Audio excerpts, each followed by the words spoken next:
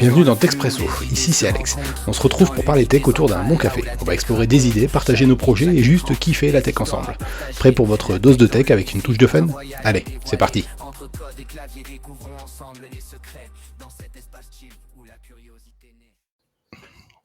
C'est bon, ça enregistre. Bon, bonjour tout le monde, bonjour à ceux qui nous écouteront. Donc le thème aujourd'hui, c'est pourquoi on fait ce boulot-là, qu'est-ce qui nous plaît, qu'est-ce qu'on veut faire. Métier passion ou alimentaire? Aussi, voilà, en gros, qu'est-ce qu'on fout là, quoi. Les Ou deux. les deux. Les deux, Oui, si on peut joindre l'utile à l'agréable, pourquoi pas. Tu serais pas un peu Exactement. breton, toi? Pardon, j'ai pas entendu. Tu serais pas un peu breton? Non, moi je suis normand. Du coup, c'est. Ah, excuse-moi, pareil. je voulais pas t'insulter. Là, tu vas prendre Pareil. cher, là. Double, c'est pas mal. Non, mais c'est moi. En fait, c'est moi qui avais lancé ce sujet sur le Discord. Parce que je sais pas si vous avez la même sensation, mais moi j'ai l'impression que les jeunes que je reçois aujourd'hui en stage alors que ce soit des stages de découverte de l'entreprise pour les troisièmes ou ce genre de choses, des stages plus poussés pour des gens qui sont déjà dans les domaines de l'informatique, j'ai remarqué que c'était beaucoup moins des passionnés que nous à l'époque, je pense. Alors on va faire des généralités aujourd'hui, je pense. Ça va lancer la généralité. On fait dans le cliché. Du cliché. Ouais. Mais je trouve que les jeunes aujourd'hui font beaucoup plus ça en se disant c'est un métier où on gagne bien sa vie, ça m'intéresse machin, mais c'est pour ça, et beaucoup moins par passion. Alors un exemple tout bête, le dernier que j'ai eu avant de changer de boulot, le mec n'avait même pas de PC chez lui. Comment c'est possible déjà? What? Le mec faisait ce boulot. La Ça merde. va reparti. Ouais, on est reparti. Ouais, donc je disais ouais c'est ça. Donc moi j'ai de plus en plus de jeunes aujourd'hui qui arrivent dans la boîte en stage où ils me disent bon, en fait c'est plus des passionnés quoi. T'as plus cette sensation où, comme nous à l'époque, alors ça fait toujours cliché ça fait vieux con de dire ouais mais moi je suis passionné, je fais ça par passion machin. Mais c'est pas, voilà, dans mon cas en tout cas c'est vrai, moi j'ai découvert l'informatique à 12 ans avec les premiers PC et je suis dedans depuis ce temps-là quoi. Donc c'est vraiment dans mon cas en tout cas j'ai la chance de faire de ma passion mon métier, mais c'est plus le cas aujourd'hui, j'ai l'impression. Je sais pas ce que vous en pensez. Bah, écoute, moi, tu vois, j'ai commencé l'informatique. Pourquoi? Parce que mon père, il avait monté une médiathèque où il louait des PC dans l'entreprise où il était via le CE. Il louait des PC aux gens et c'était dans les années 80, fin 80, début 90. Moi, je suis tombé dedans comme ça, en fait. Ouais. Du coup, je sais plus, je crois que ça devait être un 286 à l'époque, un truc comme ça. Eh oui. Après, voilà, moi, c'est vrai que bon, j'ai un parcours scolaire qui est pas ouf. Et à un moment, j'avais 18 ans et je me suis dit, bah, qu'est-ce que je vais faire de ma vie? Et puis, bah, en fait, le seul truc que je savais faire, c'était ça. Donc, j'ai fait de l'informatique. Ah, tu fais déjà partie toi de la génération qui a fait ça, pas forcément de base par passion. Bah, en fait, si, par passion, parce qu'en final, je réparais déjà des PC pour les gens, machin, un truc comme ça. Et puis, bah, un jour, je me suis dit, ok, c'est bien gentil, mais bon, à l'école, j'étais franchement nul. Tu pourrais te payer pour ça en plus, ce serait bien quoi. Ouais, c'est ça, ouais. Bah, parce que moi, à l'époque, je faisais des dépannages, et les mecs, tu passes 4 heures à réparer leur PC, tu files 5 euros, bon, voilà, quoi, Oui. ça va 2 minutes, quoi. Ça te paye même pas l'essence. Donc, du coup, bah, c'est vrai que en sortie de lycée, je me suis dit, bah, en gros, je sais rien faire. Ah ouais, non mais c'est... Et donc, bah, j'ai fait ça. Bah, après, je regrette pas, franchement, clairement pas. Mais, après, je te rejoins sur le fait qu'aujourd'hui, bah, ça devient assez rare quand même de tomber sur des jeunes qui viennent faire un entretien ou quelque chose comme ça, qui sont vraiment des gens passionnés par l'informatique. Ça devient rare. Ouais, c'est mon sentiment aussi. Et même, tu vois, par exemple, j'ai fait il y a 2 ans. Enfin, quand ma boîte avait 1 an, on a essayé de se dire, bah, avec ma femme, bon, on va embaucher des alternants parce que finalement, Oui. pour nous, c'est bien parce que ça nous permet de former des jeunes et tout. Et en fait, bah, dans les candidats que j'ai reçus, aucun voulait faire du DevOps, SRE, trucs comme ça. Ils voulaient faire manager ou chef de projet. Bah, je leur ai Ah dit, bah ça. oui, gentil, mais bon, dans ma boîte, on est 2, il y a ma femme et moi, tu vas manager qui? Qu'est-ce que tu veux faire? Bah je veux prendre ta place. Bah oui, enfin bon, c'est ma boîte, du coup, bon, déjà, enfin, Je pense que ça s'est formaté. Je sais pas, moi je suis un ancien, donc l'école ça fait longtemps que j'ai fini. Je suis un peu de ma génération, j'ai un peu le cursus classique d'un informaticien, c'est que j'ai fait de la fac de bio, puis j'ai fini informaticien. Mais j'ai fait de la fac de bio parce que j'ai fait des études de bio Et j'étais en études de bio pendant que j'ai découvert l'informatique en parallèle, donc j'ai basculé vers la fin de mes études. J'ai fini mes études de bio avant, mais c'est vrai que c'est un truc vraiment. Moi, je me voyais pas faire autre chose en tout cas. J'ai fini mon BTS de biotechnologie et j'ai basculé dans l'info direct parce que je voyais pas faire autre chose, quoi. Je me voyais pas faire autre chose de ma carrière, quoi.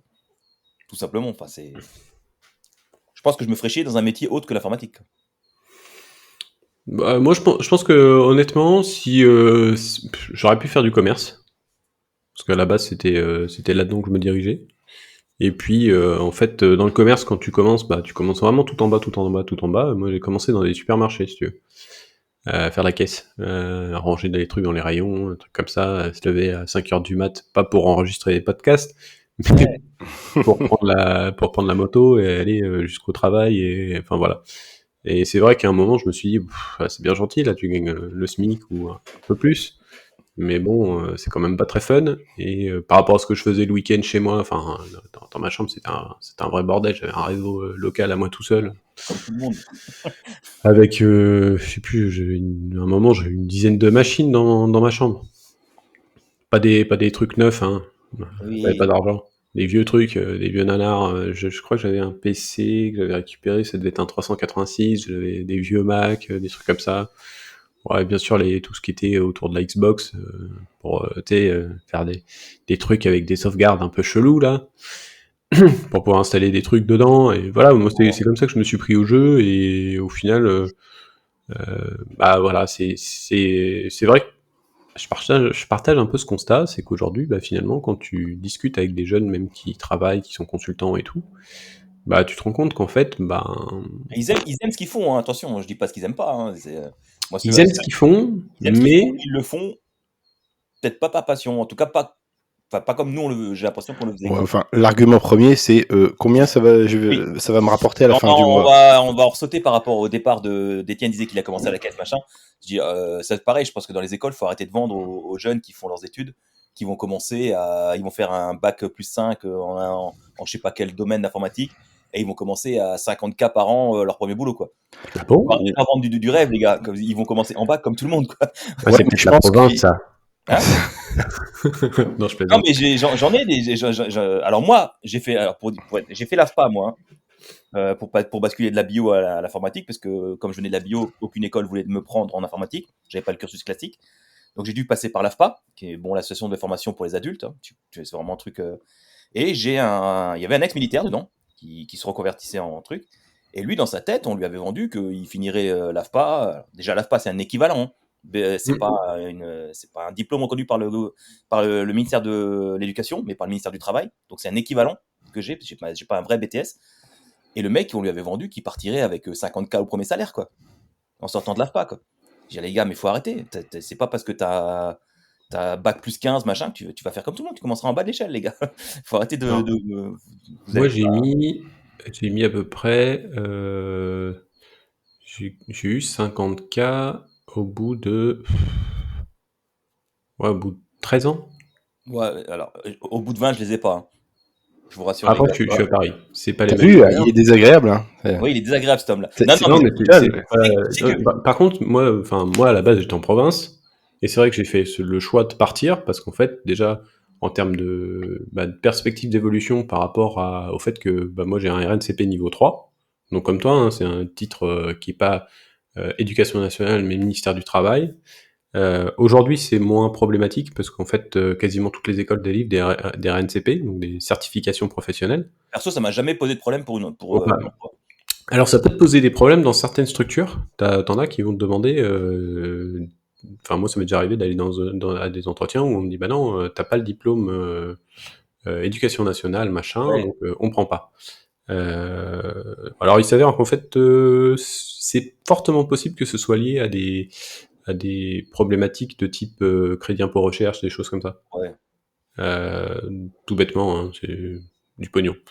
Et c'est vrai que quand j'étais donc avant de partir sur Paris, j'étais sur Caen. Et c'est vrai qu'il y avait très peu d'entreprises, il n'y avait pas forcément beaucoup de trucs intéressants à faire. Et donc les entreprises du coin préféraient prendre des gens plus diplômés, plus compétents sur le papier, etc. Et donc c'est pour ça que j'ai décidé de partir. Enfin, j'ai eu l'opportunité pour faire un stage sur Paris, et puis je me suis posé de questions, je me suis installé et basta. Hein. J'ai regardé ce matin vite fait avant qu'on démarre le truc. Alors c'est dur de trouver des échelles de salaire parce que en fonction du site et en fonction du nombre de personnes, parce que c'est du déclaratif la plupart des sites. Mais en gros, sur un poste d'admin système comme moi, administrateur système et réseau, si tu prends une échelle en large de tout ce que j'ai trouvé, c'est entre 25 et 50. Début de fin de carrière, entre 25 et 50 K. Dans ton Dans coin. mon domaine, administrateur système et réseau. Hein. Non, mais je veux dire, en province, pas. J'ai pas trouvé de détails, c'est tout réuni. Tu D'accord. arrives sur des sites où les gens déclarent leur salaire, donc après ça peut être de partout. Hein. T'as pas de détails sur la région ou truc. Donc c'est pour ça que je prends une échelle large. Il y a des sites qui disent entre 30 et 45, d'autres entre 20 et 30. Donc en gros, c'est entre 25 et 45, 50 en l'échelle de salaire. Mais il faut juste savoir que voilà, c'est pas des. Alors dans mon cas, hein, moi typiquement, bon, ceux qui me connaissent un peu, j'ai bossé 17 ans dans une boîte. J'ai changé là il y a 1 an. J'ai changé avec le même salaire. Les gens me prennent pour un fou quand je leur dis. J'ai pas pris plus en changeant. Quasiment à 10 € près, j'ai le même salaire qu'avant. Oui, mais tu fais Donc, partie de ceux qui ne pensent pas qu'au salaire, quoi. Je suis parti parce que ce que je faisais dans cette boîte, intellectuellement, ne m'intéressait plus. J'avais besoin de nouveaux challenges intellectuels, d'apprendre des nouvelles choses, machin, et je suis changé pour ça. Et quand je dis aux gens que j'ai changé pour le même salaire, ils deviennent fous, ils me disent mais t'es con quoi, pourquoi t'as pris le même salaire, pourquoi t'as pas demandé plus? Je dis mais c'était pas le but, c'était pas. Ouais, mais par contre, par expérience, tu le regretteras à un moment ou à un autre. C'est possible, mais. Parce que, en fait, tu verras ça pourra te frustrer de t'apercevoir que des gens, par exemple, qui font la même chose que toi, vont être payés plus. Ah non, mais ça c'est déjà le cas. C'est partout Voilà. pareil. C'est partout pareil. Ouais, mais qu'est-ce qui justifie aujourd'hui le fait que toi, tu sois payé moins qu'un autre? Dans la boîte où j'étais avant, la personne qui me remplace au poste d'administrateur système, c'était la personne qui était alternante dans mon service avant. Elle a fait son alternance chez nous. J'ai discuté avec lui, la machin. Il est payé le même salaire que moi. Il débute. Moi, ça fait 17 ans de boîte que j'avais. Ouais. C'est comme ça. On était 3 admins. Je suis sûr qu'on n'avait pas le même salaire tous les 3. Je suis persuadé que les petits jeunes qui sont arrivés après moi étaient mieux payés que moi. Ça, c'est sûr. C'est certain, mais c'est comme ça. Mais voilà, moi, alors, je serais peut-être pas frustré parce que je mets pas un point sur le salaire, c'est pas vraiment le truc qui m'intéresse, parce que c'est vraiment, comme dit, la passion et la technique qui m'intéresse. Mais je me suis jamais posé la question. Mais c'est comme ça dans les boîtes, il faut pas rêver. Hein. Ah oui, non, mais les grilles de salaire, elles sont théoriques et à la tête du client. Oui, complètement. Bon, alors après, il y a encore pire, il y a le secteur public dans l'informatique. En disant pas pour le salaire, je leur dis tout de suite. Attention les gars, parce que ça paye. Alors on va pas se plaindre, hein, on va passer pour des gros machins. On va pas se plaindre. Hein. Moi je gagne bien ma vie, j'ai pas à me plaindre non plus. J'ai un toit, j'ai une maison, j'ai de quoi nourrir ma famille. Je suis pas dans le pire des cas en France, hein, je pense. Mais ça paye plus comme ça payait avant. Faut arrêter avec cette idée de dire que l'informatique ça paye quoi. Ça paye encore, mais ça paye plus autant. Après, tu vois, moi je sais que j'ai fait le switch et je suis parti sur Paris pour des raisons techniques d'abord. Mais après, tu te rends vite compte que sur Paris, tu peux pas gagner le même salaire qu'en province. C'est pas possible. Ah non, mais le loyer est déjà différent, il est déjà 3 fois plus cher. Quoi. Moi, quand je suis arrivé en 2012. Moi, en 2012, j'ai trouvé une chambre, 12 mètres carrés, 500 €. Ouais, non.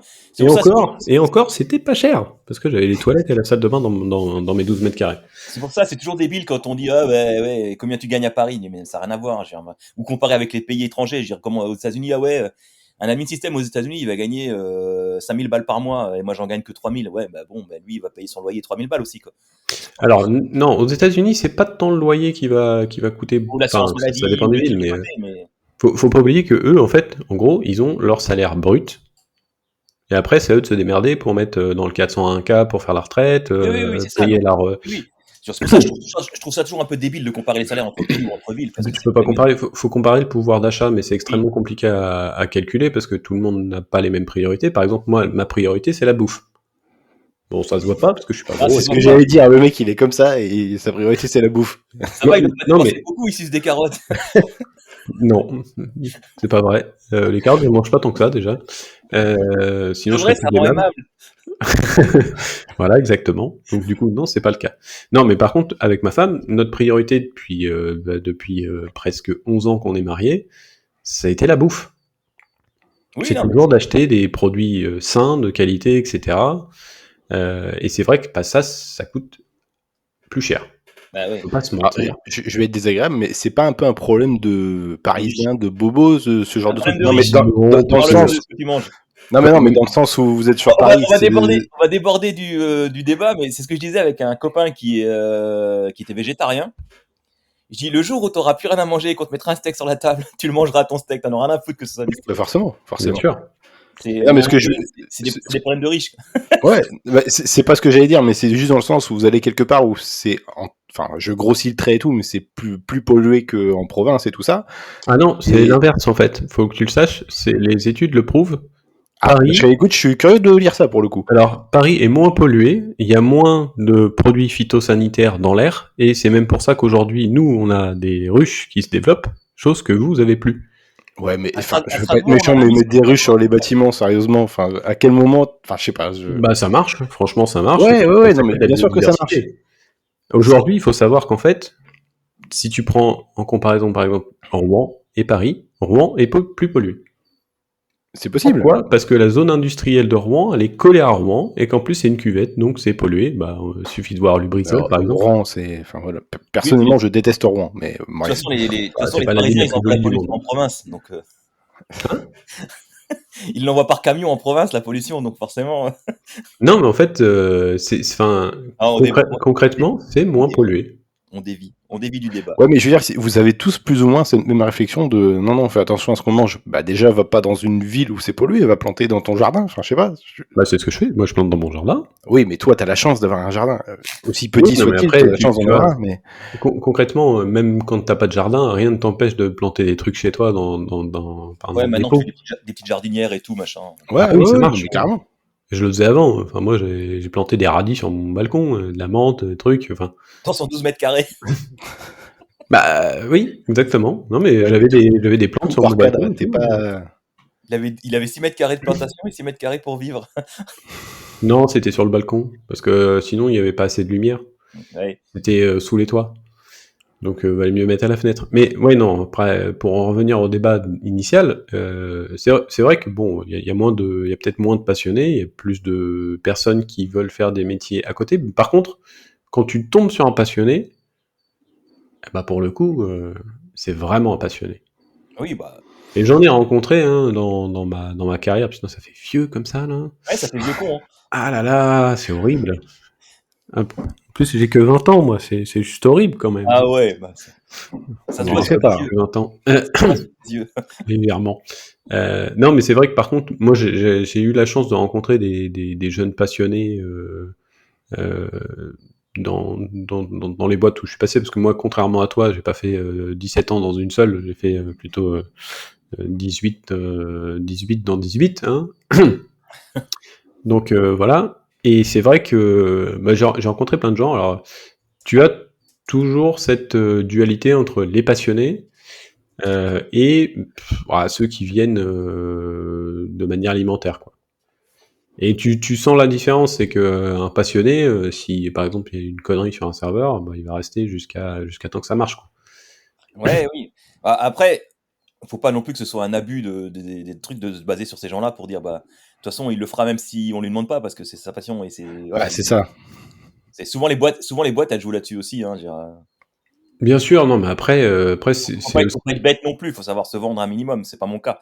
Moi, je suis ouais, très nul après, en vente, mais. pour moi, c'est la responsabilité de l'entreprise de faire en sorte que les gens ne travaillent pas trop. Parce que sur la durée, c'est pas bon déjà. Oui, non, mais Enfin, moi, tu vois, par exemple, ça m'arrive. c'est tout bénef pour eux de faire attention. Bah, en fait, c'est tout bénef, mais il y a encore des entreprises qui s'en rendent pas compte, et t'as encore des managers qui pensent d'une manière un peu débile, c'est que plus tu travailles d'heures et plus t'es efficace. En fait, les études prouvent plutôt le contraire. Et moi, par exemple, des fois, ça m'arrive de dire à mes gars, bah, arrête, Casse-toi. Casse-toi. t'as trop travaillé aujourd'hui, arrête, Mm. fais autre chose, va-t'en. Parce que en fait, derrière, tu vois que la qualité du travail va diminuer, et puis tu vois qu'au bout d'un moment, bah, le gars, il peut pas tenir. Enfin, tu Tu sais, là, peux pas travailler tout le temps. je termine ma première semaine de congé là, que je prends depuis que j'ai changé de boîte. Et je suis arrivé, je suis retourné au boulot hier et je disais au responsable chez mon client où je dis, tu sais qu'en 18 ans, c'est la première semaine où je m'arrête sans me connecter une seule fois pour voir ce qui se passe sur le système. Quoi. Avant, même en congé, je me connectais une fois ou deux dans la semaine quand j'étais en congé pour vérifier que tout allait bien, quoi. Ou pour dépanner un collègue ou pour machin. Et du Je coup, le fais encore. et je dis, ça fait 18 ans, c'est la première semaine que je prends où vraiment je me déconnecte complètement, quoi. Ça m'est jamais arrivé depuis 18 ans, quoi. Alors, moi, tu vois, en fait, comme j'ai changé d'entreprise plein de fois, et que avant on avait une loi en France qui était géniale, qui était faut attendre 1 an pour prendre des congés, Oui. bah j'en ai pas pris pendant presque 10 ans. Et à chaque fois que j'ai pris des congés, c'est parce que j'étais malade, arrêt maladie. Pendant 10 ans, j'ai pas eu de vacances. Ah bah là, c'est ma première semaine de congé depuis 1 an. Hein. J'ai pas pris de congé depuis Noël dernier. Hein. Ouais, mais faut savoir que c'est plus légal. Hein. Oui, non, je sais, mais tu cumules, c'est pas une question de pas le droit. Pas le droit. Voilà. C'est que j'ai pas eu l'occasion de le faire parce que voilà, j'arrive dans une nouvelle boîte, je suis un nouveau client, il y avait du boulot à faire, il y avait des choses à faire, voilà, il y avait du Ah, moi, travail. j'étais content quand ils ont enlevé cette loi. Cette loi qui est au final un peu débile parce que. Oui. Bah, en fait, t'accumules tous les mois des jours de congé de toute façon déjà dans l'année en cours. Donc, T'imagines que la dernière boîte où je suis parti avant qu'ils changent la loi, j'avais 27 jours de congé à prendre. Oui, non, mais. Puis bah en fait, quand t'as pas d'argent, bah tu fais quoi avec cet argent? Bah tu payes tes factures qui sont en retard, hein, clairement. Voilà, après c'est ouais, c'est une autre façon de voir les choses. Mais clairement, je trouve que le système aujourd'hui est quand même beaucoup plus simple, où tu peux avoir des congés au fur et à mesure. Si t'as envie de poser tes 2 jours et demi dans le mois, bah tu poses tes 2 jours et demi dans le mois, basta. Oui, c'est clairement mieux. Hein. C'est ce que j'ai fait. J'ai pas pris de grosses congés, mais j'ai pris des petits jours comme ça, au fur et à mesure, hein. Un jour ou deux dans la semaine. Quoi. Ouais. Bon alors après, il y a Voilà. il y a le mythe du freelance aussi qui gagne beaucoup d'argent. Hein, ça c'est un mythe courant, le SMIC LinkedIn et compagnie, hein, par jour bien évidemment. Ouais. Toutes ces plateformes, elles faussent les données. Les gens, ils croient vraiment qu'on gagne des salaires de dingue. Quoi. En fait, bah après moi c'est vrai que je suis freelance. Enfin, à la base j'étais freelance, maintenant j'ai salarié, donc je suis plus catégorisé freelance. Mais alors c'est vrai que tu gagnes de l'argent, oui. Mais par contre, bah, faut que tu payes toute ta poche, quoi. Ah oui. Donc, bah, tu payes ton PC pour travailler. Bon, ça, des fois, c'est pas dérangeant, parce que des fois, vu les PC pourris qu'on a dans les boîtes, c'est pas plus mal. Mais tes formations, tu te les payes toi-même. T'as plus une entreprise qui te paye. Quand tu prends des congés, tu factures pas. Donc, tu gagnes moins. Oui. L'assurance chômage, bah, fini, hein, y en a plus. Donc, tous ces éléments-là, c'est finalement là où, je sais pas, tu vas te dire, un TJ moyen, c'est 500, on va dire 500 euros pour du DevOps. Pour du DevOps à Paris, hein, je précise. On va pas me dire, ouais, bande de riches, machin. Bande de riches, vous êtes payés comme des rois. Faut pas oublier que derrière, tu vas devoir payer des impôts bah, sur les sociétés ou des taxes d'auto-entrepreneur ou je ne sais quoi. Bah, au final, il va peut-être te rester 250 balles par jour. T'as pas de justifié. Ça hein. passe. Non, mais tu vois ce que je veux dire. Enfin, Ouais, mais- parce qu'il y a aussi le mythe chez les jeunes de dire, bah, je vais bosser un peu dans une ESN et puis après, je passe freelance et je vais être riche. C'est mais pas toujours vrai. Tu peux. Ouais, tu peux, mais c'est comme les influenceuses. Combien t'en as qui vont gagner beaucoup de thunes parce qu'ils montent leur un bout de fesse sur les plateformes. Et t'as plein de freelances aussi qui se plantent. Hein. Est-ce qu'on a des statistiques qu'est-ce qui paye le plus, un bout de tété ou un bout de fesse? Écoute, je sais pas. Je ferai le test. Hein. Faudrait qu'on ait une étude sérieuse là-dessus. Ouais. Je ferai 2 comptes sur OnlyFans, un où je mettrai que des fesses et un où je mettrai que les tétés, et puis on fera la comparaison à la fin du mois. Voilà, On je fera un pense truc que comme c'est ça. intéressant. C'est que pour des études sociologiques, chérie. Hein. Oui, c'est purement un but Bien sûr, informatif. ça coûte un but informatif uniquement. Mais Non, mais c'est vrai. non, mais je veux dire, Il n'y a pas à se justifier. Tu peux gagner beaucoup d'argent, c'est toujours pareil. Tu peux gagner beaucoup d'argent quand tu sais te vendre et quand tu bosses, parce qu'il faut pas croire que c'est facile et que ça se fait tout seul. Il y a du boulot derrière. Donc à un moment donné, que tu gagnes de l'argent quand tu bosses, c'est normal. Quoi. Et puis freelance, t'as quand même, enfin, t'as pas de récurrence niveau revenu. Tu peux très bien avoir 3 missions dans le mois et le mois d'après t'as que dalle. Hein. Donc c'est ça. Alors après, t'as aussi le risque. Enfin, moi, je sais que du coup, quand je suis passé freelance, le premier mois, j'ai accepté trop de trucs. Je me suis retrouvé avec 3 temps plein. Alors oui, c'est vrai que tu factures, mais tu peux pas bosser 90 heures par semaine tout le temps. C'est pas possible. Donc tu le fais parce que tu te dis ouais, je sais pas comment ça va marcher, machin. Et puis après, bah tu te retrouves claqué et t'es obligé de prendre une semaine de congé parce que t'en peux plus, quoi. Donc le mythe du freelance qui gagne plein d'argent, bah oui et non, hein, clairement, parce que les périodes de vache maigre, suffit de regarder, il suffit de chercher, il y en a plein qui l'expliquent. Hein. Ils étaient contents, ils ont fait leur truc, ils avaient un client, machin. Le client paye pas, et là, tu te retrouves comme un con. Donc, faut faire attention des mythes et des réalités. Tout n'est pas rose, tout n'est pas noir, et il y a heureusement un grand monde entre les deux, hein. Mais clairement, se dire de toute façon, à l'heure actuelle, je fais un métier juste pour gagner de l'argent, bah, tu vas vite avoir un problème, parce que l'argent, ça fait pas le bonheur, hein. Une fois que t'as acheté toutes tes conneries que t'avais besoin, bon. Non, puis surtout, enfin, moi, dans notre domaine, je connais pas trop les autres, mais dans notre domaine, où on a besoin de se remettre en question en permanence, d'apprendre des nouvelles technos, parce que ça évolue tout le temps, machin. Si t'es pas passionné et que tu passes pas du temps, moi, le soir, je lis des news sur les nouveaux tech qui se font, je teste quelques trucs, je monte des labs. Si tu fais pas ça, tu peux le faire sur ton temps professionnel parce que tu as des formations pour ça, mais tu pourras jamais être exhaustif, quoi. Ouais, c'est À un moment donné, pareil.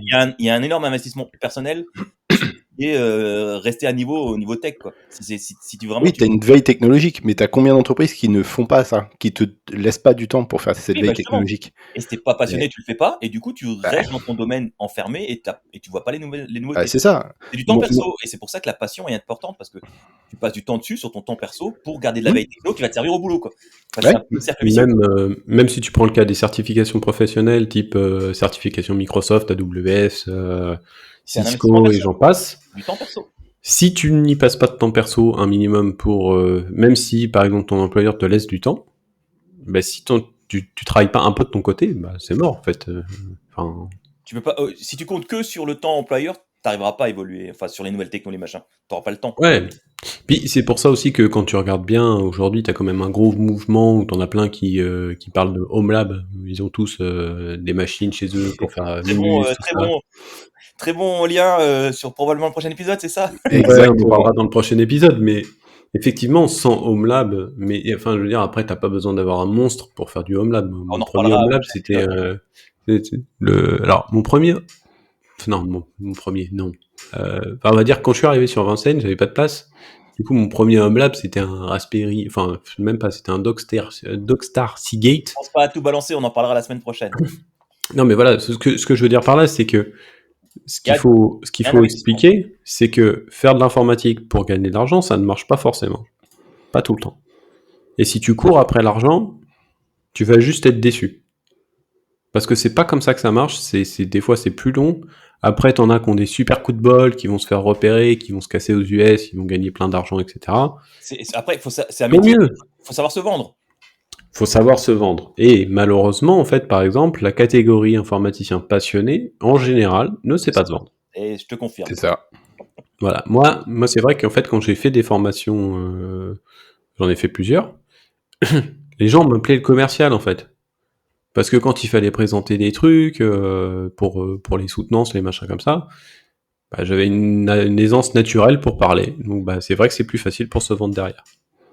Ouais, moi j'ai du mal de ce côté-là. C'est vrai que je suis plutôt côté geek, moi. Côté. Ouais, mais moi je suis un super geek aussi. Quand tu regardes les trucs que je fais, tu vois. Ça fait partie des choses où à l'époque où je me posais la question de passer freelance, où je me suis dit non, parce que en fait, je sais pas me vendre. Je sais pas vendre mon travail, je sais pas vendre mes compétences et j'aime pas ça.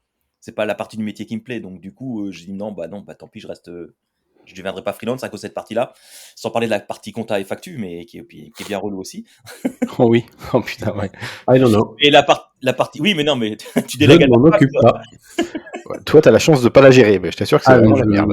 Ah non, mais de toute façon, moi c'était clair et Mais net. c'est plus le côté de devoir aller se vendre, chercher du client, machin, le côté commercial qui m'ennuyait, quoi. C'est vraiment pas un domaine. Bah, rassure-toi, aujourd'hui, j'y arrive toujours pas, hein. Pourtant, ça fait plus d'un an maintenant, et la meilleure pub, Moi, j'ai en tout pas. cas, C'est hein. pour ça que, contrairement à vous, moi, j'ai pas eu le courage de sauter le pas, quoi.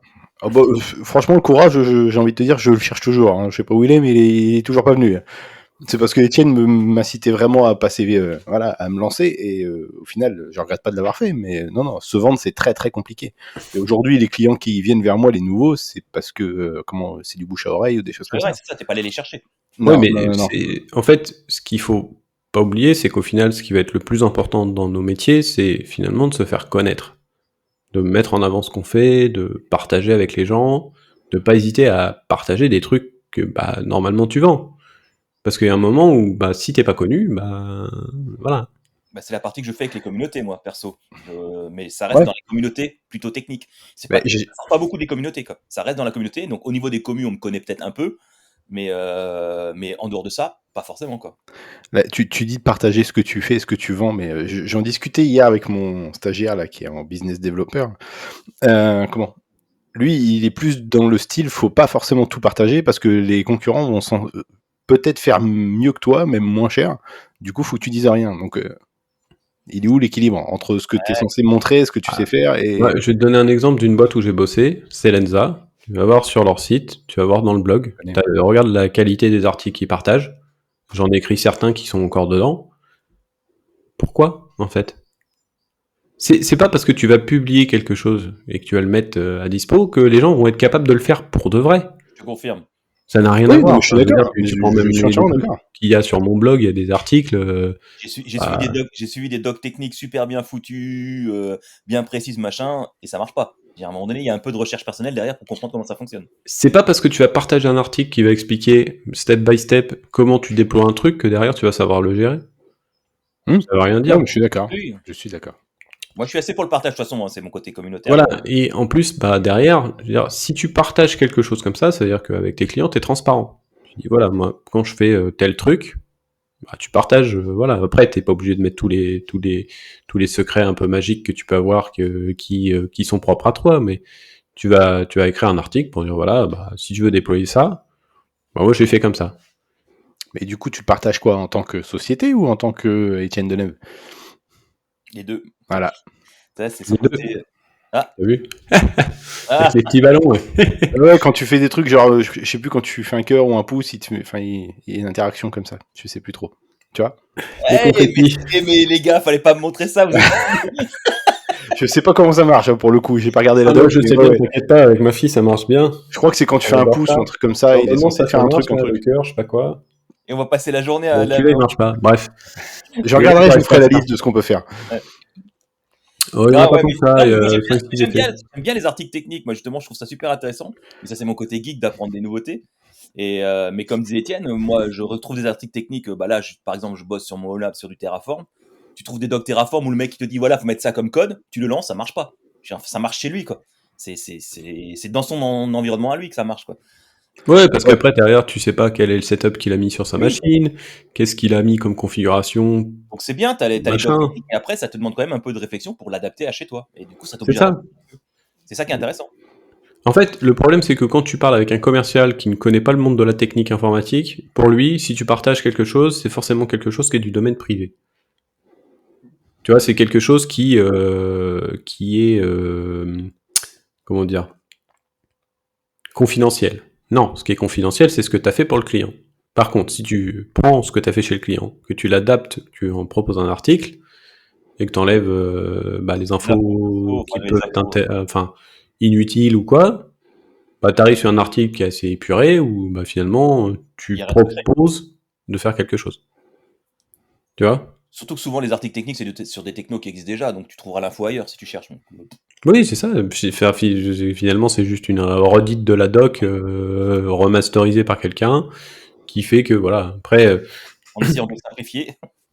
Voilà. Par contre, je trouve quand même qu'aujourd'hui, c'est quand même compliqué de trouver des contenus de type écrit, et que tu as de plus en plus de trucs vidéo, et moi, perso, les vidéos, je suis rare de ça. Parce que toi, t'es pas dans ce délire-là, mais oui. Moi, je préfère écrire un bouquin ou lire un article de blog. J'aime bien regarder des vidéos de nouvelles techno, de mecs qui montrent comment déployer une techno, machin truc. Ensuite, je cherche un article écrit pour aller plus en profondeur. Mais la vidéo, c'est ça. Le top, ce serait le 2. Et si c'est intéressant, hop, je descends plus profond en cherchant des articles. Et là, c'est compliqué de trouver des articles techniques, souvent bien écrits et clairs. Souvent, c'est très compliqué. Surtout en français, alors là, il n'y a rien. Hein. Donc, pour les jeunes qui veulent faire l'impasse sur l'anglais, le faites pas. Hein. Je vous invite à chercher sur Google comment faire avec Proxmox et Packer un template Windows. Amusez-vous. En français. Ou même en anglais. Franchement, on dit souvent à l'école qu'il faut apprendre des maths. Chercher une doc qui t'explique comment faire un template avec Packer sur Proxmox pour une machine Windows avec du Cloud Init par exemple dedans. Et bah tu peux t'accrocher mon gars pour trouver quelque chose. Voyou, il y en a pas. Tu trouves sur Ubuntu, sans problème. Avec des Ubuntu, t'en as des paquets à la volée, quoi. Des Linux, tu peux en manger tant que tu veux, mais des Windows, tu peux oublier. Donc voilà, il y a des zones comme ça, un peu d'ombre, où tu trouves pas beaucoup d'infos. Parce Ah. que de base, t'as l'impression que. Alors on va dévoiler, mais de base, t'as l'impression que le DevOps c'est fait pour Linux, quoi. Disons qu'en fait, oui et non. DevOps, Alors, sur Microsoft, ça n'existe pas. non, c'est pas ça. C'est qu'en fait, concrètement, quand tu regardes aujourd'hui, ce qui se passe comme transition, c'est que finalement, t'as de plus en plus de trucs qui partent sous Linux. Hein. Donc Ouais. c'est pareil. Le gars qui aujourd'hui à l'école se dit non, non, moi Linux, je veux pas en faire, ça me saoule, je vais faire que du Windows. Alors ça, c'est pareil, c'est pas un choix. Hein. Moi, je fais du Windows parce que ça m'est tombé dessus comme ça. Hein. À la base, j'étais dans le monde libre comme tout le monde. Hein. Je faisais du Linux quand j'étais jeune. Ah Il se ouais, trouve t'avais que les cheveux longs et tout. il se trouve que dans ma carrière, j'ai eu des postes d'admin système Microsoft et que je me suis spécialisé là-dedans de par le fait d'en faire, quoi. Mais c'est pas un choix forcément personnel. Après, j'y suis très bien, mais Moi, j'ai jamais vraiment voulu me spécialiser dans Linux ou Windows ou Mac. J'en ai jamais rien eu à cirer, en je fait. suis arrivé dans une boîte où ils faisaient du Windows. Enfin voilà, c'est comme ça, quoi. Ouais, bah c'est ça. Bah, moi, c'est pareil. Hein. Pendant pas mal de temps, j'ai fait du Windows parce que finalement, je travaillais pour de la PME et souvent dans la PME, bah, t'as du Windows. Et typiquement, Parce tu que, vois, j'ai changé de boulot parce que en fait, je voulais retourner un peu sur du Linux. Donc, quand j'ai renégocié mon départ, enfin mon arrivée dans ma nouvelle boîte, je leur ai dit, moi, je viens chez vous, il y a pas de souci. Je prends pas plus de salaire, je prends machin. Par contre, je veux me remettre à niveau sur des technos que je maîtrisais plus. Je veux me remettre à niveau sur Linux, je veux me remettre à niveau sur du Ansible, je veux me remettre à niveau sur. Et la boîte a dit, ok, pas de souci, on va s'en occuper. Et aujourd'hui, j'ai un client qui est à moitié Windows, moitié Linux. Donc, c'est plus marrant. je suis seul Windowsien dans une équipe de Linuxiens. Et bah, je me remets à niveau avec eux, quoi. Quand j'ai des trucs à faire, bah, ils me montrent sur Linux comment ça fonctionne, machin, comment refaire ça. Et ça me permet de remettre à niveau, quoi. Moi, c'est ça que je cherchais. Je voulais revoir des nouvelles technos que je maîtrise plus, quoi. Ouais, mais par contre, tu vois, ce qui est intéressant, c'est que comme t'es passionné, t'as pas de honte à dire, bah, ça, je sais plus. Ah, mais même sur Windows, hein. Ouais, Ils viennent me voir en me disant, ah, toi, le spécialiste Microsoft, t'as comment dans le journal d'événements, c'est quoi l'ID de nouveau de l'événement pour un logon réussi, machin? Mais tu crois que je les connais par cœur, mec? Je fais comme tout le monde, je cherche sur Google, hein. Je les connais pas par cœur. Il y a pas de honte à ouais, dire. peut-être tu les connais par cœur quand tu le fais tous les jours, mais Oui, non, mais tu fais pas tous les jours. après, typiquement, il y avait Alors, vraiment je des leur ai fait un trucs. script. PowerShell. Ouais, bah, non, mais après, c'est pareil, une fois que tu l'as mis en place, Oui. tu sais le faire. Après, c'est vrai que, bon, pour en revenir au sujet de départ, clairement, si tu fais de l'informatique juste pour gagner beaucoup d'argent et que t'es pas passionné, bah, il y a quand même peu de chances que ça t'arrive. Hein. Ah, bah voilà, alors on est d'accord. Enfin, de mon point de vue, hein. Parce qu'à un moment, euh, tu vas être obligé d'y passer du temps, Ouais, clairement. Enfin, je veux dire, même encore aujourd'hui, tu veux moi, évoluer. Après, si tu veux être dans un métier où il y a quelqu'un à ma place qui a fait 17 ans dans une boîte et qui évolue pas dans la techno parce que la boîte reste comme ça, parce qu'elle tourne comme ça, enfin voilà, ça marche comme ça. Si c'est dans sa mentalité d'être comme ça et de pas chercher à comprendre, bah, il sera très bien en informatique dans une boîte comme ça. Hein. Il va faire sa carrière, il va pas évoluer, il va faire son petit admin système comme il l'a toujours fait à la papa, tranquille. Et voilà, ça restera à la mano, toujours rien d'automatique et tout. Voilà. Si le mec veut pas, il peut le faire. Si c'est juste un métier alimentaire. jusqu'à la prochaine attaque. Il y a des C'est prestats pour ça. Il y a des freelances pour ça. Oui, aussi. Oui. C'est exactement comme ça. Oui, C'était tout dans à fait, mon je suis ancien boulot. complètement d'accord. Bon, même si je suis plus Dans ces vraiment boîtes-là, freelance. dans ces boîtes-là, on s'appuie beaucoup sur les prestats qui ont des expertises. Parce que tu Bien n'as pas sûr. d'expertise dans ces boîtes-là. Tu peux pas avoir d'expertise puisque tu t'investis pas. Bah, Ouais, mais déjà, il y a plusieurs choses aussi. C'est que finalement, t'as des types d'entreprises qui ne sont pas prêtes à accueillir des geeks, des gars passionnés, des nerds et tout. Ils sont pas prêts à les accueillir parce que ils sont pas dans une démarche qui va être intéressante pour ces profils-là. Oui, bah clairement. Et donc finalement, bah tu vas avoir finalement bah, des gars, effectivement, des personnes qui sont pas des passionnés, qui font ça juste pour faire. Et donc effectivement, bah après tu fais appel à des boîtes de prestations, des freelances, etc. Et c'est pour ça qu'aujourd'hui ça marche si bien dans ce domaine, c'est qu'au final, dans les entreprises en interne, ils vont plutôt chercher à avoir des managers, des chefs de projet pour piloter des externes ou des cabinets de conseil. Et tu vois, moi j'ai plutôt retrouvé ce côté geek, passionné machin, dans le SN où je suis aujourd'hui. J'ai retrouvé ce côté où les collègues avec qui je discute, c'est vraiment des gens dans leur domaine, c'est des passionnés, quoi. Oui, tout à fait. C'est pour Côté ça ESN, qu'après, côté client final, je l'avais plus. J'avais du mal à dire à mes collègues, bah venez, je sais pas, participer à un meet-up, ça discute de tel sujet qui peut être intéressant pour la boîte. Hein. C'était en plus, voilà, ça parle d'infra, ça parle de VM, on s'en fout, ces trucs. Mais des sujets qui peuvent intéresser les collègues de la boîte, du système, quoi. Et bah, les gens, bah, ils venaient pas, quoi. J'ai un collègue qui est parti un peu avant moi, du réseau. J'ai mis des années et des années à le faire passer à lui faire faire quelques scripts PowerShell. Quand il a enfin essayé, il a dit: ah ouais, finalement, ça marche bien ton truc. Même pour le réseau, je peux faire des tas de trucs et tout. Mais j'ai mis des années à le convaincre de faire son premier script PowerShell, quoi. Ouais, mais après, c'est. Alors, Alors, c'est un gars que j'apprécie beaucoup, que je connais bien, on va au sport ensemble et tout, machin. Et il aime ça, c'est un passionné par contre, hein. Mais dans le réseau. Pour lui, PowerShell, c'était pas du réseau. Donc l'ouverture d'esprit était un peu. par contre, attends, t'as vu, Alex, c'est un super hôte, il nous laisse parler et tout, mais par contre, lui, il parle pas. Hein. J'allais lui demander à la Non, fin. je Quand même, vous écoute, je vous écoute. j'allais Non, lui mais demander oui, quand même quel était son parcours, parce que. Mais moi, on il est peut- pas ouf, hein. Il est pas ouf du tout. mais Non, mais vas-y, effectivement, finis de ce que tu disais, hein, Laurent. Vas-y. non, mais voilà, j'ai du mal dans des boîtes de client final à retrouver ces. Et comme dit, mes collègues avec qui je bossais, ils aimaient ce qu'ils faisaient. Alors, ils étaient plus ou moins passionnés, c'est sûr, mais j'avais du mal à les entraîner dans les trucs que moi je faisais à côté, les meet-up, les groupes, les user groups, ce genre de choses, parce que c'était sur du temps perso et je pense que ça les faisait chier, quoi. Ouais, moi je compte même plus le nombre de boîtes où j'ai dû poser des fois des congés en fait pour pouvoir aller à des événements Mais encore aujourd'hui, Microsoft, des choses comme ça. Parce qu'au ça final, c'est un mal français, je pense, ça aussi. ouais, mais je trouve ça Les boîtes dommage en fait. françaises ont du mal à catégoriser, bah, typiquement, alors, pour rester sur le PowerShell, parce que c'est le domaine que je connais, la PowerShell conférence EU, européenne, la plus grosse conférence annuelle qui va arriver là en Belgique, à Anvers, bientôt là. C'est une conférence où tu as des speakers qui viennent du monde entier, ça dure 3 jours, ça coûte 2000 balles l'entrée, mais tu as 3 jours de speakers, tu as des séances de dingue, et en 3 jours, tu apprends plus qu'en 15 jours de formation chez eBay ou n'importe qui, quoi. Mais c'est pas de la formation, c'est une conférence, donc du coup, ça rentre pas dans les cases et c'est pas payé.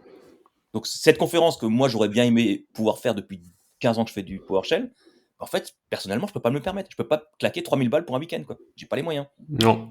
Et du coup, bah, ça rentre. Aucune boîte jusqu'à maintenant n'a accepté de me payer, quoi. Bah alors après, légalement, il n'y a rien qui empêche. Hein.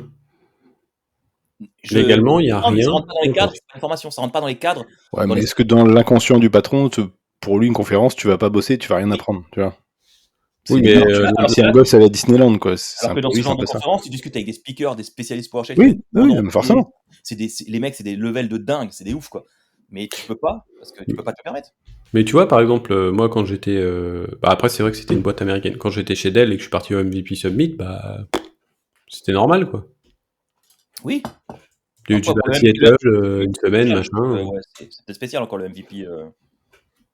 Mais ouais, non, après, c'est... Je pense qu'en fait, c'est plus comment tu arrives à argumenter auprès de ton boss pour qu'il te le finance. Ouais. Ça se fait, hein. Après, par contre, je trouve dommage, enfin, après, c'est moi, ça, c'est une opinion perso, c'est qu'aujourd'hui, les événements tech, par exemple, tu prends la CubeCon, tu vois le prix, tu fais, mais what? Comment un gamin qui est passionné, étudiant, Non. machin, il peut financer un truc pareil? Il peut pas. Alors nous, quand on a organisé avec le French PowerShell User Group, le seul et unique PowerShell Saturday qu'on avait fait à Paris. Donc déjà, bah, comme on disait avant, moi c'était un jour de congé, j'ai dû me payer le train, j'ai dû me payer l'hôtel, enfin j'ai tout payé de ma poche pour y aller, hein. C'est moi qui ai organisé. Et on avait fait des tickets early bird et on avait fait des tickets gratos pour les mecs au chômage, quoi. Et on a même fait du Star Wars avec PowerShell ce jour-là, je sais pas si tu te rappelles. Ouais. C'était chez Selenza. Si vous avez la C'était vidéo, Selenza. je veux. Ouais. C'était dans les locaux de Selenza qui nous avait accueillis gentiment. Et, Ah, bah, c'est moi qui leur avais demandé à l'époque. oui, mais c'était cool. Et mais on avait fait des tickets gratos parce qu'on se disait merde, c'est des trucs techno, mais il faut que les gens qui commencent, pas les moyens, il faut qu'ils puissent venir, quoi. Donc moi je trouvais ça cool de faire des tickets gratos pour les gens qui n'ont pas les moyens. Bah oui, mais il faut. Après, il y a, enfin, tu vois, par exemple, je le vois, en Algérie, j'ai essayé de faire des événements gratuits, ça passe pas.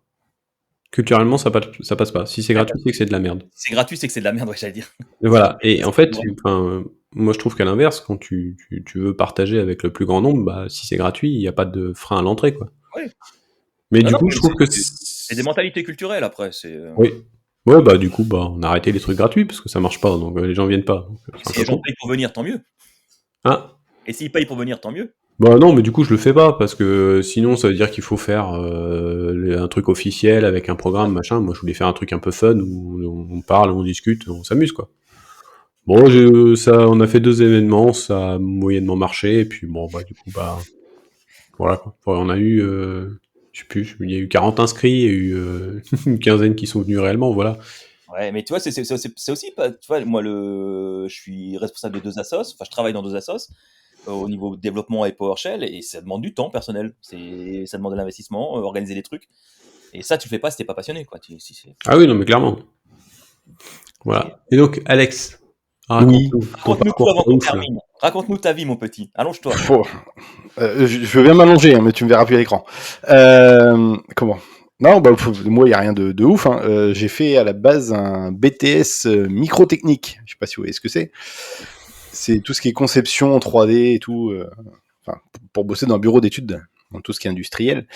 Et clairement, je me faisais chier. Donc, du coup, j'ai fait un DUT informatique en plus de mon BTS. Mais bon.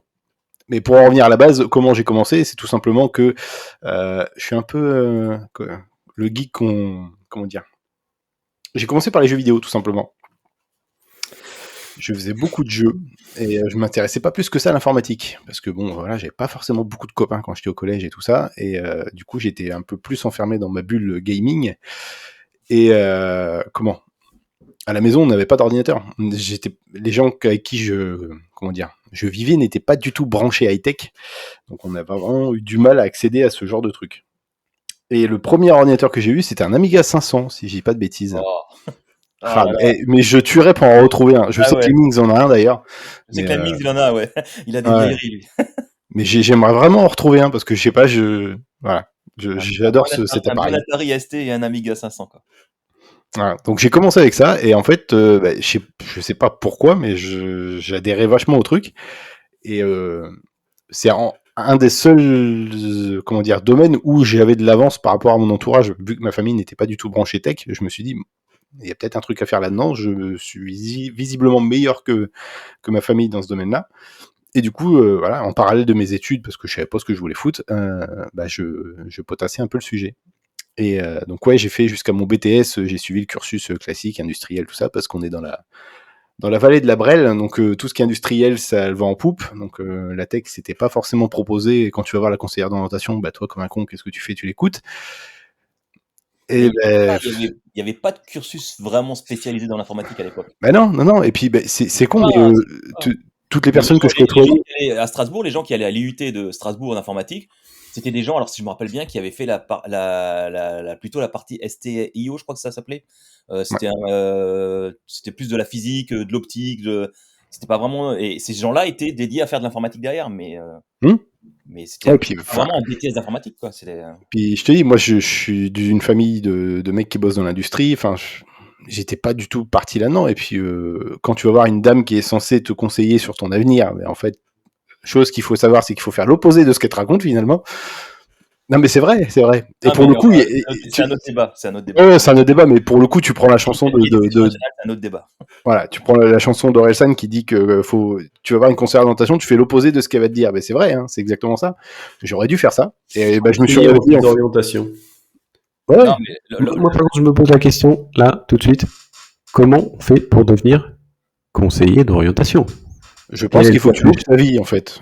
Voilà. Non, il faut que tu Non, mais c'est vrai, je suis désolé, c'est pas. Non, ils font leur boulot comme ils peuvent. Non, ils font pas leur boulot. Je suis désolé, je déteste ces gens-là, c'est tout. Ah, mais c'est méchant. Moi, j'aime tout le monde, moi.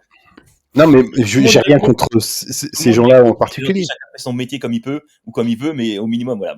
Mais ouais, le problème de l'éducation nationale, c'est qu'ils sont à des années-lumière à chaque fois en retard par rapport aux demandes du business, quoi.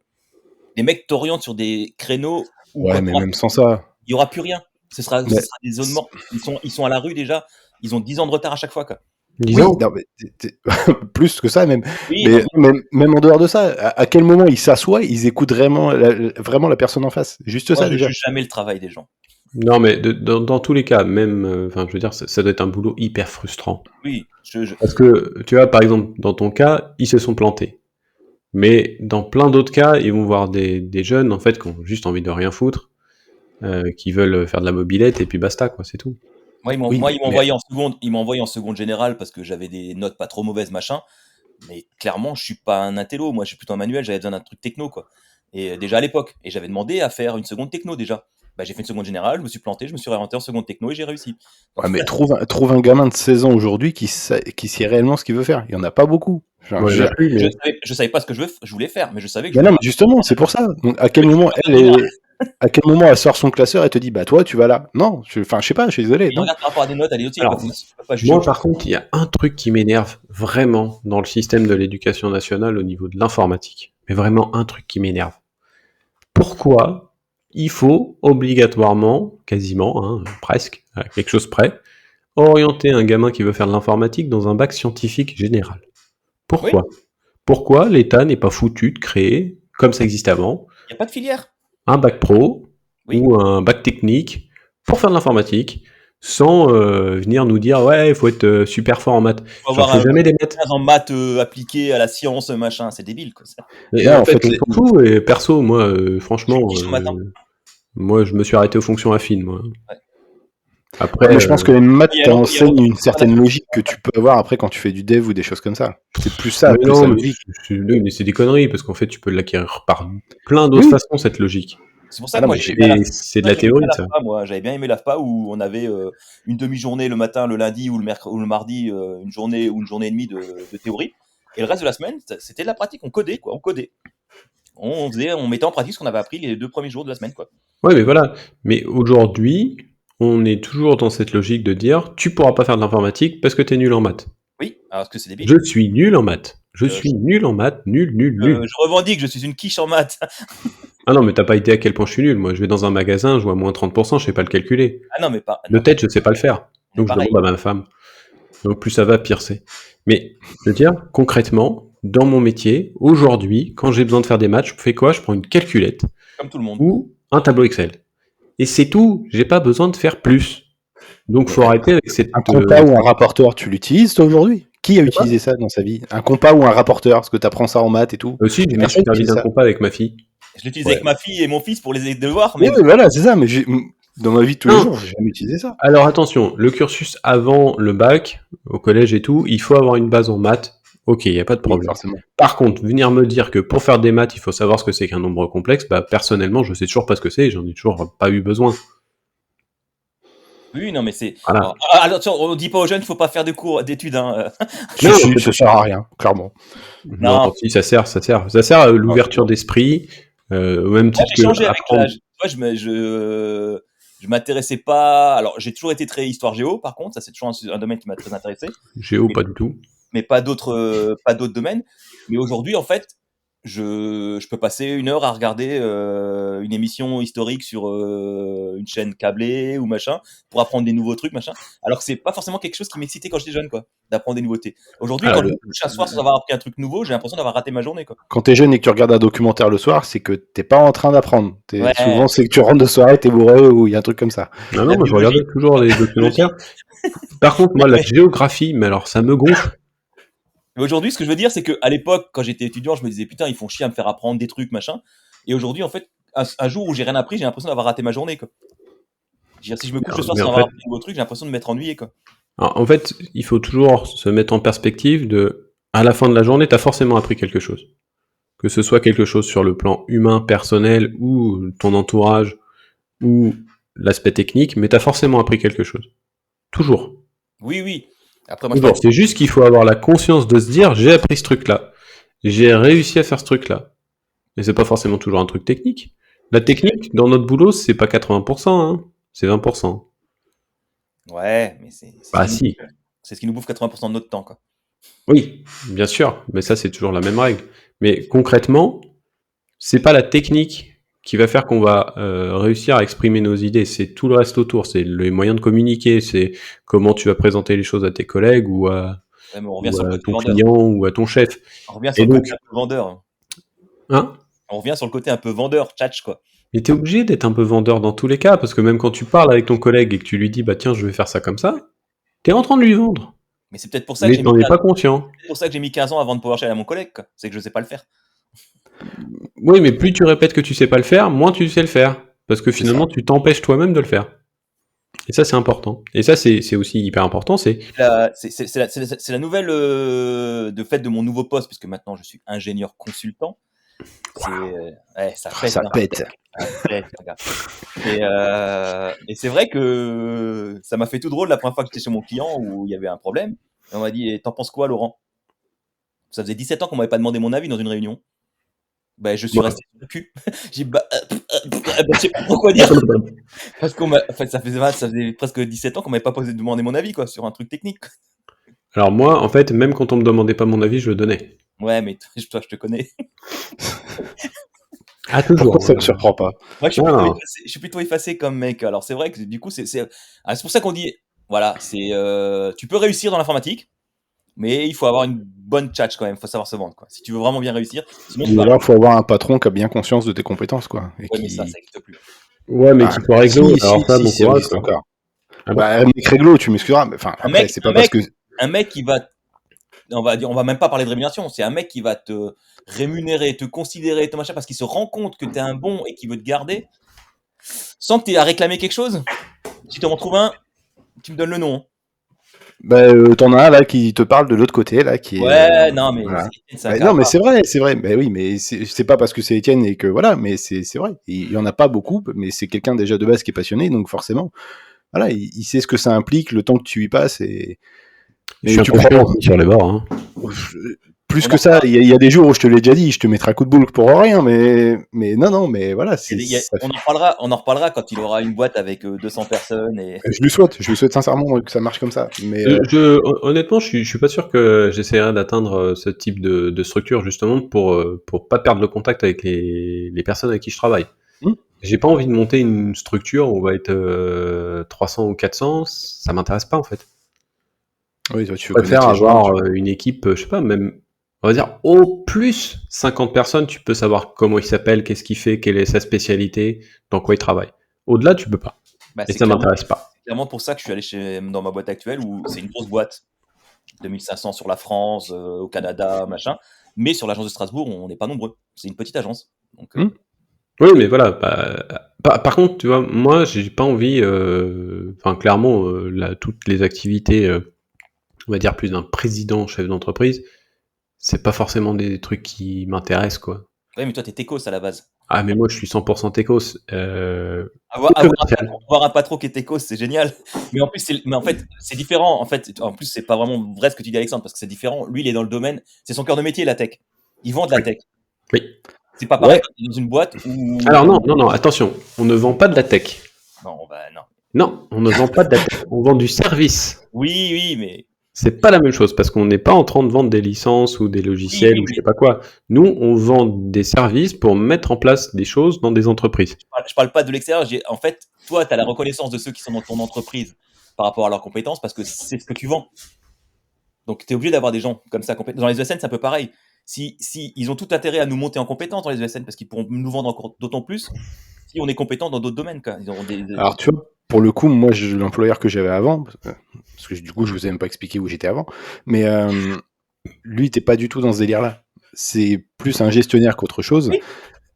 C'est un cas différent, parce que Étienne, lui, il est dans la tech et il vend des compétences. Oui, mais le gars était censé... Enfin, après, je te dresse le tableau rapidement et c'est ma vision des choses. Peut-être que c'est plus le cas aujourd'hui, mais en tout cas, à l'époque où j'y étais, lui, il vendait... il voyait le chiffre, il voyait pas les compétences de ces mecs ou quoi que ce soit.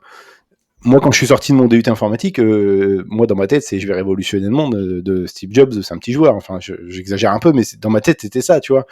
T'arrives dans une... Mon gars. Non, mais c'était même pas c'était pas au niveau des chevilles, c'était dans le sens où j'avais la niaque. J'aimais vraiment ce que je faisais. J'avais passé, parce que c'est un DUT informatique, mais ils appellent ça une année spéciale en informatique. Donc, en fait, tu fais les 2 ans en une seule année. Et, mais c'était orienté dev. T'étais spécial. Oui, j'ai un truc en plus, ou une case en moins, ça dépend. Mais non, mais dans le sens où quand je suis sorti de ce truc-là, j'avais kiffé apprendre tout un tas de langages, j'avais les bases pour partir dans n'importe quel domaine. C'est con, mais j'ai pas osé aller sur Paris et tout ça. J'aurais peut-être dû d'ailleurs, mais et du coup j'ai postulé dans une boîte du coin à côté de chez moi. J'ai été pris, c'est bien, et je me suis retrouvé à faire du montage d'ordinateur, tu vois. Et je me suis retrouvé aussi après à faire de l'administration système. Enfin, entre deux, j'ai fait du dépannage de particuliers, donc dépanner mamie chez elle avec son imprimante qui a bourré ou des trucs comme ça. J'ai fait ça. Voilà. On l'a tous fait. Ouais, non, mais j'ai fait ça et je me suis retrouvé après à faire de l'administration système. Mais à aucun moment on a eu du budget pour se former ou quoi que ce soit. À aucun moment on pouvait proposer des projets ou tout. Et le turnover dans cette boîte-là, la moyenne d'âge, je ne sais même pas si elle est 35 ans aujourd'hui. parce que le mec qui prend des gars sortis d'école, qui, pour le coup, j'en ai vu plein de passionnés, il est presque comme des citrons, il n'y a plus de jus, hop, dégage, next. Et c'est dommage. C'est un peu, alors je veux pas être gentil avec les SS2I de l'époque, mais quand j'ai commencé, c'était un peu comme ça. Tu sortais de l'école, tu allais en SS2I pour te former, pour continuer ta formation, pour apprendre des nouveaux trucs. C'est ça. Et à partir du moment où tu commençais à être un peu bien et que tu commençais à réclamer un peu quelque chose, on te foutait dehors. On te faisait comprendre que c'était le moment. Moi, pour le coup, tu vois, il m'a pas mis dehors. Moi, c'est juste que quand j'ai trouvé mon poste dans la fonction publique. J'ai commencé dans les premières SS2I, j'ai fait 4 ans d'SS2I. Quand j'ai commencé à dire, oui, vous êtes gentil, je veux bien aller dans cette mission-là, mais j'aimerais bien quand même un peu une augmentation, machin. Et on dit, oh non, l'autre, il commence à réclamer des trucs, hop, tu te retournes en interaffectation pendant 6 mois, et au bout de 6 mois, on te dégage, quoi. Donc, on te fait comprendre que c'est le moment de partir. Moi, j'ai pas été dégagé. Moi, il avait une manière de faire le truc assez particulière. Oui, toutes les boîtes, c'est que. Ouais, non, mais c'est ça. En SS2I à l'époque, on te mettait en intercontrat, tu n'avais pas de mission, mais tu devais venir au boulot, par exemple, et tu te faisais chier toute la journée à l'agence à rien foutre, quoi. Donc, au bout d'un moment, ils te proposaient, bon, ça te dit, on te donne un petit truc et tu te casses, quoi. Bon, ouais, ok, je me casse. De toute façon, je fais rien. Ouais, et après, tu vois, c'est con, mais pour en revenir à ce que. Au début, c'est de se baser sur la passion des gens pour en profiter un max, quoi. C'est dommage. C'est ça, c'est exactement ça. Et de toute façon, Étienne te le dira, mais en sortie de cette boîte-là, clairement, j'ai plus la motivation que j'avais à l'époque. Ça, c'est normal. Mais après, en plus, c'est pareil, t'es resté beaucoup trop longtemps. On va peur de changer dans nos métiers.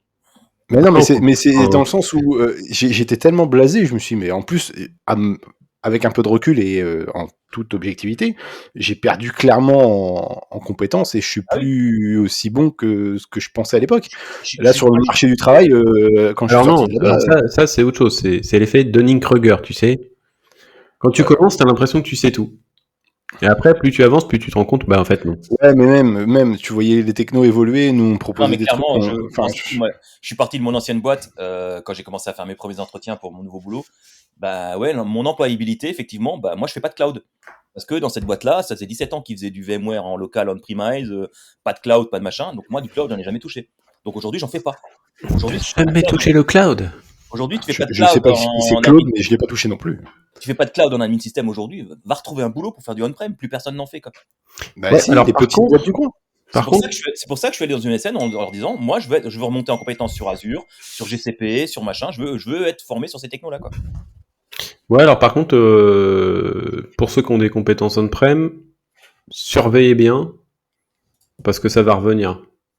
Oui, non, mais il y en a toujours besoin, mais c'est moins pour tout. Pourquoi ? Je pense pour moi, on va arriver à plutôt un équilibre, en fait, entre cloud et on-prem. Je sais pas, un feeling. Ouais, t'as forcément quelque chose qui te fait penser ça. Non. Franchement, il y a plein de trucs, c'était du feeling. Hein. Par exemple, tu vois, pourquoi j'ai fait du Terraform ? Tu sais pourquoi ? Un jour, Stanislas Castana m'a envoyé un message, il m'a dit, ouais, on fait une démo au MS Cloud Summit, c'était en 2016-2017. Il m'a dit, tu veux pas qu'on fasse une démo Terraform, là ? Il y a pas mal de gens qui en parlent, ça a l'air fun. Je lui ai dit, vas-y, je regarde. Donc, j'ai fait quoi ? J'ai passé une demi-heure dessus, là, j'ai déployé deux VM sur Azure, je me suis dit, oh putain, c'est génial. C'était en 2016, fin 2016, janvier 2017. Et j'ai eu un instinct, je me suis dit, j'y vais. Et à l'époque, les gens me prenaient pour un taré. Quand j'ai commencé à faire des démos sur VSTS pour déployer du Terraform dans Azure, VSTS, donc maintenant ça s'appelle Azure DevOps, les gens me disaient, mais pourquoi tu fais ça ? Pourquoi tu utilises un truc pour les devs ? Toi, tu fais de l'infra, c'est quoi le rapport ? Ah oui, mais ça, c'est la question toujours. Tu vois ? Et à l'époque, les gens me regardaient bizarrement, en fait. Bon, ils me regardent toujours bizarrement, mais c'est pour d'autres raisons. Je veux dire... Et on lui demande toujours, et on lui pose toujours la question, mais pourquoi tu fais ça ? Mais sur d'autres choses, mais pourquoi, Étienne ? Mais pourquoi ? Mais pourquoi pas ? En fait, pourquoi pas ? C'est ça la vraie question. Juste parce que j'ai envie. Alors, visiblement, tout ce que tu t'imagines, ça marche. T'as des conseils d'investissement aussi ou non ? Non, moi. Dès que... Non, mais en fait, dès que c'est trop lié à l'aspect monétaire, vendre un projet, ça me dérange pas. C'est geek, c'est la mais voilà, tout ce qui est... Même tu vois, tout ce qui est Bitcoin, machin, tout ça, crypto-monnaie, tout, franchement, ça m'intéresse pas, quoi. La blockchain, oui. La crypto-monnaie, je m'en fous. Enfin, même pareil, les trucs de bourse, machin, c'est vraiment pas des trucs ça me parle pas. Mais pour en revenir à l'on-prem, je vois pas trop ce qui peut te faire penser ça, parce que pourtant, en ce moment, on pousse tout vers le SaaS. Oui, je pense que t'as des trucs en tête, mais Aujourd'hui, toutes les applis que tu as, c'est des applis web. Enfin, passer on-prem, je vois pas trop le. Tu verras. Mais j'ai Non, mais un je te feeling. crois. Je suis persuadé que si tu penses ça, c'est que voilà. Non, mais moi, j'ai il y a- toujours dit que le 100% cloud, ça n'existerait pas. Pour moi, il y aura toujours de l'hybride. Non, mais heureusement que justement, parce que demain, tu as une coupure internet, toutes tes datas sont dans le cloud, bah, tu fais comment? Enfin, bêtement, juste ça. Mais aujourd'hui, les applications métiers, moi, l'application que j'ai de facturation, bah, elle est hébergée. C'est du SaaS. Ouais, c'est ça.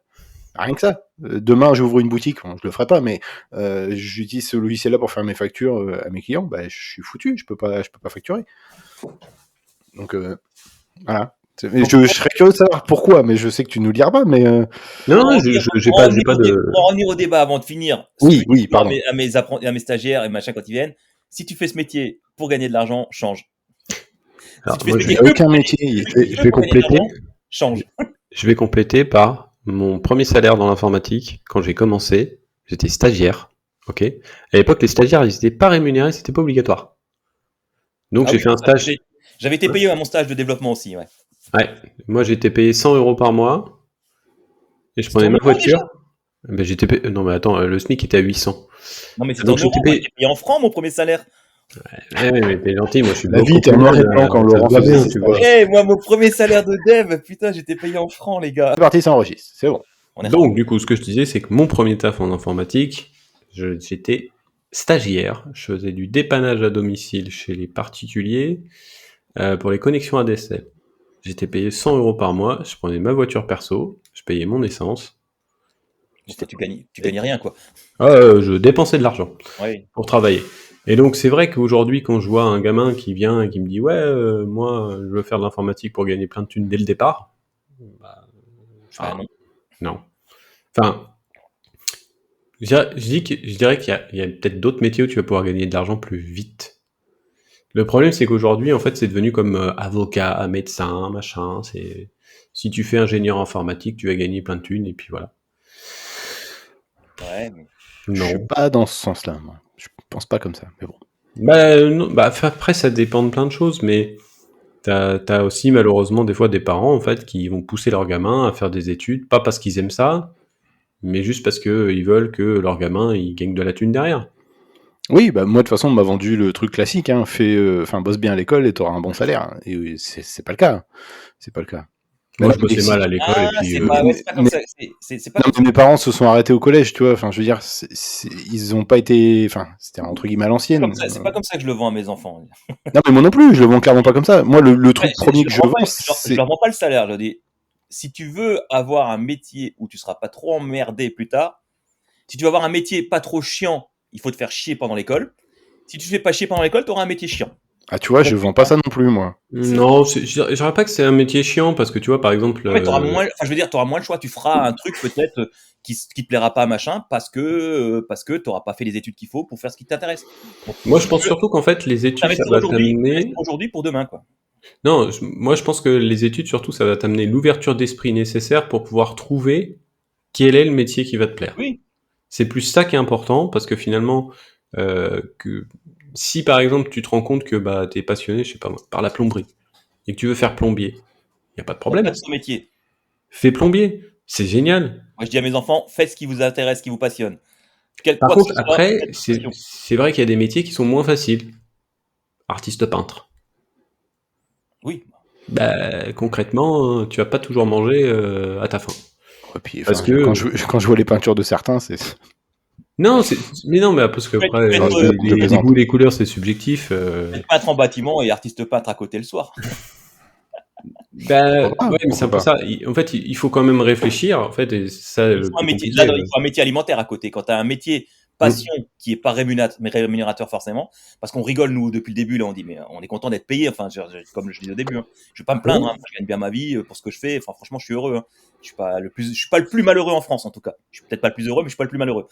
Et mais quand tu as un métier passion comme artiste peintre et qui est pas forcément rémunérateur régulièrement, qui rentre pas de l'argent régulièrement, bah, il faut un métier alimentaire à côté. Hein. C'est ça. Et souvent, c'est ce qui est oublié. Enfin, dans ce qu'il faut transmettre à nos gamins, parce que nous on en a, hein, peut-être pas tout le monde, mais finalement la difficulté, c'est d'expliquer que il faut creuser les sujets comprendre ce que t'aimes et ce que t'aimes pas. Et malheureusement, bah aujourd'hui, le seul endroit pour pouvoir le faire où tu peux encore le faire tranquillement, c'est à l'école. Ouais, c'est sûrement pas sur Mhm. C'est sûrement pas sur TikTok. Après, ça dépend ce que tu regardes sur TikTok aussi. C'est sûr que si tu regardes les trucs où ce qu'on disait tout à l'heure, est-ce que c'est les tétés ou les fesses qui marchent le mieux, bah on sait pas. Il nous faudrait des stats chiffrés, il faudrait demander à TikTok s'ils peuvent pas nous fournir ça. Ou je sais pas qui d'ailleurs, qui peut nous fournir des stats de qualité comme ça. Je vais chercher, je vais regarder. Et il nous a lancé sur un truc là. Ah non, mais carrément, mais ça m'intéresse vraiment. Je suis sûr qu'il y a des stats. Parce que je me rappelle, on m'avait filé c'est Pornhub qui fait des stats qui sont sur un site Insight où en fait ils ont des stats absolument ultra détaillés avec tous les détails de par pays, par machin, qu'est-ce que les gens ils aiment plus, moins, etc. Ils ont fait un boulot de dingue sur l'analyse de données, c'est un truc de malade. Mais ce site-là, je pense que c'est le seul qu'il faut mettre dans la grey list du firewall pour dire les gens peuvent aller sur, je crois que c'est insight.pornhub.com, ils publient tout, les analyses, tous les ans. De l'année en cours. On voit le connaisseur quand même. Hein. Alexandre avec ses yeux, il est déjà en train de taper l'URL. Non, même pas, je vous jure que c'est pas. Moi, je vais vous dire comment j'ai appris ça. J'ai mis le Insight, j'ai mis la fin du nom de domaine. Quand je travaillais chez Selenza, il y avait un gars qui nous avait fait une présentation là-dessus, justement. Et donc ça, c'est aussi le côté que tu peux avoir dans une société de service, des sujets un peu déconnes à l'intérieur où tu vas présenter... Ouais, mais ça reste, par exemple, ça pourrait très bien être intégré à un sujet Big Data. Oui, mais c'est complètement de la Big Data. Et justement, c'est l'exemple qui... C'est côté rigolo de Pornhub, quoi, mais c'est Big Data, quoi. Oui, mais parce que ça fait rire, parce que c'est Pornhub. Mais je veux dire, concrètement, aujourd'hui, on peut faire plein de trucs rigolos dans la tech, mais en fait, il faut avoir conscience que, au départ, peut-être que tu vas pas gagner beaucoup d'argent. Mais c'est pas ça qui va finalement être le plus important. Au départ, ça va être de monter en compétences, de prendre de l'expérience, d'apprendre avec des gens qui veulent te former. Parce que ça, c'est pareil. Moi, j'ai bossé dans plein de boîtes où il y avait du plaisir. Personne. Faut surtout s'amuser et prendre du plaisir à ce que tu fais. Toujours. Je veux dire, vous, quand vous avez commencé, est-ce que vous étiez dans des boîtes où les gens vous ont formé réellement? Non, zéro. Alors, voilà. Moi, j'ai eu la chance, comme j'ai un cursus de développeur, j'ai fait mon stage de fin d'année dans une boîte sur Strasbourg et j'ai continué un an derrière parce qu'il fallait finir le projet où j'étais embauché en CDI, en CDD. J'ai eu la chance d'être pris en charge par un chef de projet, développeur, qui vraiment m'a formé, quoi. Là, j'ai eu la chance, moi, d'être vraiment pris en charge par quelqu'un. Aujourd'hui, je le croise encore dans les différents meet-up, machin. On discute encore. C'est vraiment quelqu'un qui m'a pris sous son aile. Au niveau dev, hein. J'en ai fait qu'un an, mais j'avais un souci, il était là, il passait du temps avec moi, il prenait 1 heure ou 2, on expliquait des trucs. Enfin, j'ai eu la chance d'avoir été formé par quelqu'un de très, très bien, moi. Moi, par exemple, tu vois, quand j'ai fait mon BTS, mon tuteur, c'était le responsable achat.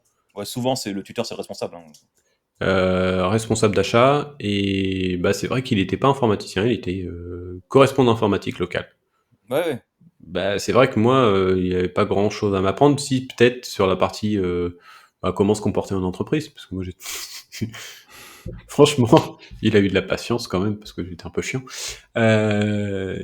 Et enfin voilà, concrètement sur la partie. Moi, j'ai eu la chance de rencontrer des gens qui m'ont vraiment formé, qui m'ont vraiment pris sous leur aile et qui m'ont montré les trucs et tout. Dans les différents boulots, même la première SS2I que je disais, ou les 2-3 premières missions que j'ai fait, j'étais aux AGF, j'étais à la Caisse d'épargne, et j'ai rencontré des gens qui vraiment, encore aujourd'hui, je les recroise, je discute avec eux, on est en contact sur les réseaux. Enfin, vraiment, c'est des gens qui ont marqué mon évolution professionnelle et personnelle, quoi. Alors, par contre, moi, il y a une boîte que j'ai fait après, où finalement ça a vraiment marqué ma carrière, c'est Easy Expert, avec Florence Osset, qui était le boss. La boîte n'existe plus aujourd'hui. Et vraiment, c'est une entreprise où finalement j'ai appris énormément de trucs, quoi. Justement, même sur ma capacité à vendre, parce qu'en fait, je savais le faire, mais je savais pas que je savais le faire. C'est bien quand tu tombes sur des boîtes comme ça où tu as des gens te guider. Moi, pour le coup, c'est Étienne qui m'a répondu à certains messages que j'ai mis sur Facebook, je me rappelle encore. Berger. Les communautés, c'est super important. Ouais, les communautés, c'est important. Le partage aussi, c'est important dans le sens où il faut partager sans se préoccuper du regard des autres, en fait. Il y a toujours quelqu'un pour critiquer ce que tu fais. Oui, t'en as rien à foutre. Vraiment, faut vraiment s'en foutre. Là, je suis désolé de la Ah non, mais vulgarité c'est pour clair. les enfants qui nous écoutent, mais vraiment, ce que les gens en pensent n'a pas d'importance. Faites des choses, même quand vous faites des trucs pour chez vous, faites-vous kiffer, Ah d'abord. oui, clairement. Même si ça sert à rien. Le plaisir avant tout. Voilà. Si vous avez envie de transformer votre bureau en truc où les lumières s'allument tout seul et que ça vous amuse, bah tant mieux. Je vois pas du tout de quoi tu parles. Ouais, bah moi, en fait, tu vois, j'ai une caméra juste là, de surveillance. Et du coup, quand je rentre dans mon bureau, la lumière s'allume. Quand je me barre, elle s'éteint. Ça sert à rien, mais c'est Mais marrant. c'est Mais marrant. je suis content. Voilà. Et c'est marrant. C'est ça. Non, mais en fait, il faut savoir que dans mon bureau, j'ai quand même le truc de lumière derrière mon bureau, j'ai les gros spots qui sont là, plus la lumière au plafond. Et donc, en fait, les 4 s'éteignent d'un coup quand il n'y a plus personne. Sinon, il met 20 minutes à tout allumer quand il arrive le matin. Non, ça s'allume tout seul, du coup. Bon. Du coup, ma femme m'a dit, elle est rentrée dans mon bureau, elle m'a dit, je comprends pas, la lumière elle est allumée. Bah lui, c'est normal, t'es rentré dans le bureau. Donc, Comme les ça. gars, les gens Voilà. qui nous écoutent, les jeunes qui veulent faire ce métier, faites-le si vous êtes passionnés. Et vous allez vous Si éclater. vous l'êtes pas, faites-le aussi, mais vous n'aurez pas accès au même type de poste, c'est pas grave. Oui, non, mais c'est ce qu'on dit au début. Il y a des métiers pour tout le monde. Voilà, il y a des Ouais. typologies d'entreprises pour tout le monde aussi. Et donc, par exemple, pour faire chef de projet ou manager, bah, vaut mieux aller pas dans une ESN, vaut mieux aller dans une autre boîte. Clairement. Et quand vous faites un entretien, regardez l'effectif dans l'entreprise d'abord, avant de demander Et si n'importe vous, quoi. et si vous êtes curieux et que vous voulez toucher à plein de techno et faire plein de trucs, bah allez en ESN. Oui, mais par contre, faut faire attention. Ça dépend de l'ESN. Il y a ESN et ESN. Hein. On va pas rentrer dans ce débat. Je connais votre. Il y a le chasseur et le chasseur. Hein. Il y a le bon chasseur et le bon chasseur et le mauvais chasseur. Voilà. D'une manière générale, dans la mesure où vous faites ce que vous aimez, après, Oui. voilà, le reste importe peu, quoi.